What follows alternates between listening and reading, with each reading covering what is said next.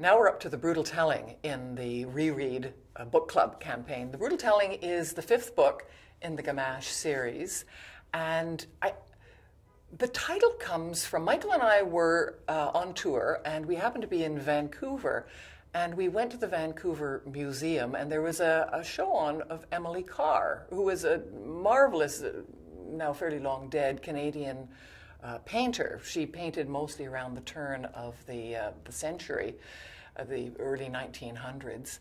And she painted in areas of Canada through British Columbia that were on the verge of being ruined. So she captured them in that moment when they are still pristine. And it's a very, very moving. She's very strong. So we went. She's one of my favorite artists. So we went there. And in one of, you know, when they have art up and then they have a little description of it and a little bio of the artist.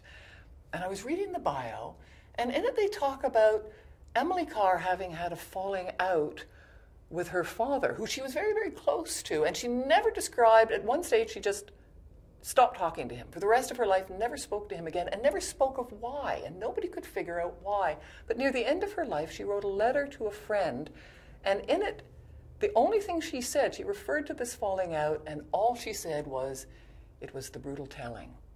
And I read that, and I pulled out my notebook. I always travel with a notebook where I write down story ideas, and I wrote down the brutal telling.